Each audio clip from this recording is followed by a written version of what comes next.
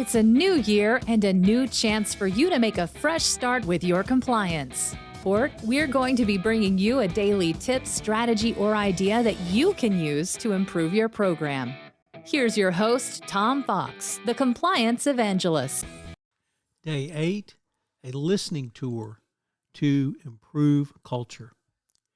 In 2022, returning Starbucks Chief Executive Officer Howard Schultz engaged in a listening tour. In an article, he said he had engaged in the listening tour at Starbucks stores literally across America.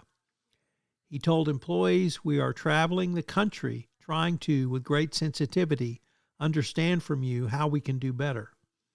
What are employees telling him? He listens intently to one Starbucks employee after another, and a pained look comes over his face.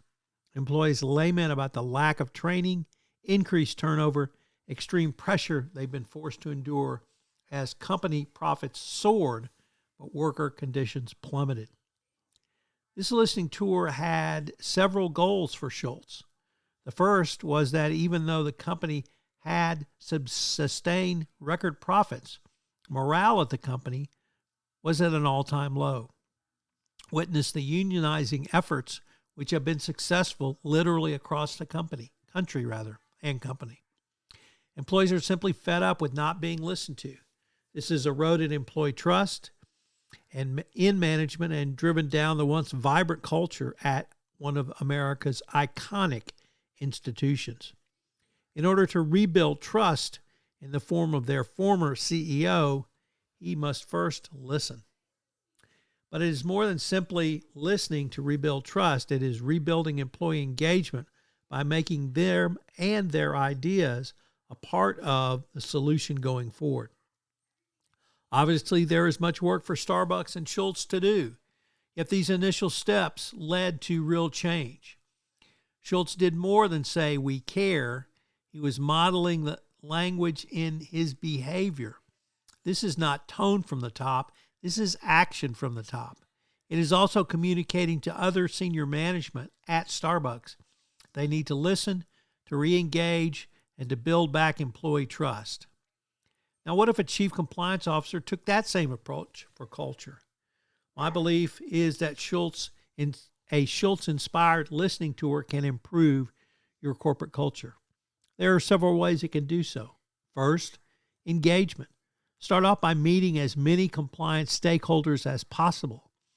You can use town hall settings or go smaller, meeting with key employees, key stakeholders, and employees identified as high risk, who you can meet with individually or in smaller groups.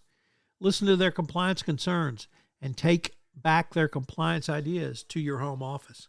After returning to your office, winnow down their ideas and suggestions to form the basis of enhancements to your culture. This employee engagement will lead to greater stakeholder buy-in for your culture. Next, education. During the town hall meetings and smaller informal groups, you can do more than simply listen. You can also train. This training is on overall ethics and how employees can use the compliance function as a business tool. Most businesses' ethical standards are not found in an existing compliance program.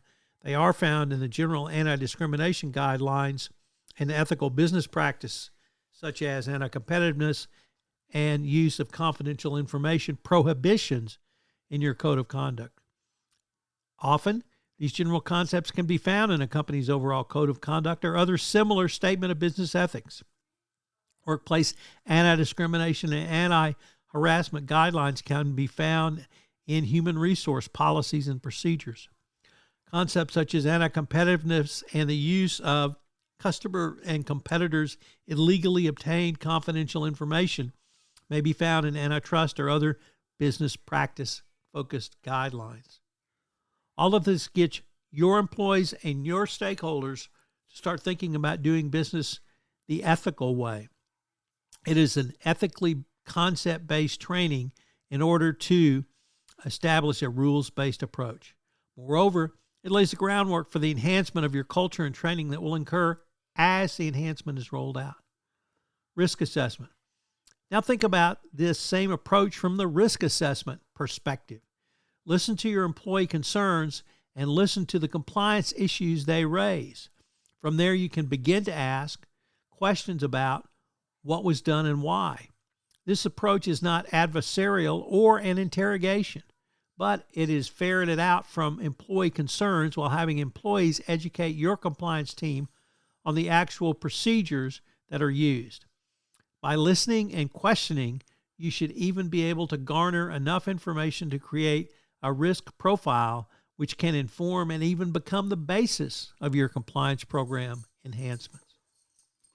People will lose motivation when they sense they don't care, but the simple act of listening creates goodwill. When your people feel understood, they'll be motivated to contribute and can help discover insights that you wouldn't otherwise.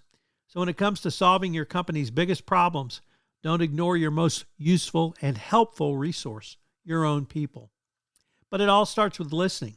Let your employees and other stakeholders have the chance to share their problems as well as propose solutions. Meetings like these will reveal key insights and they will transform your employees to partners. So what are today's 3 key takeaways? Number 1, a listening tour can be used to improve your culture. Number 2, listening improves engagement, which of course improves culture. Number 3, culture lessens if employees think you don't listen and, more importantly, you don't care. This is Tom Fox again. I'd like to tell you about an exciting new tool that I have developed with Sam Silverstein, head of the Accountability Institute. It's called the Culture Audit. We're going to premiere this tool at a webinar on Tuesday, November 28th at noon. I've linked to the webinar in the show notes. In this webinar, you will learn how you can assess the current state of your corporate culture, how you can use the cultural assessment audit as a gap analysis, and how you can use the cultural assessment audit as a roadmap for remediation, and how this process will provide a documented, auditable trail if a regulator ever comes knocking. I hope you'll join Sam Silverstein and myself on Tuesday, November 28th at noon Central Time, where we premiere the new software tool, the Culture Audit. If you've enjoyed this podcast, I hope you'll subscribe, rate, and review wherever great podcasts are listened to. Thank you for listening to this episode of 31 Days to a More Effective Compliance Program. 31 Days to a More Effective Compliance Program is a part of the Compliance Podcast Network.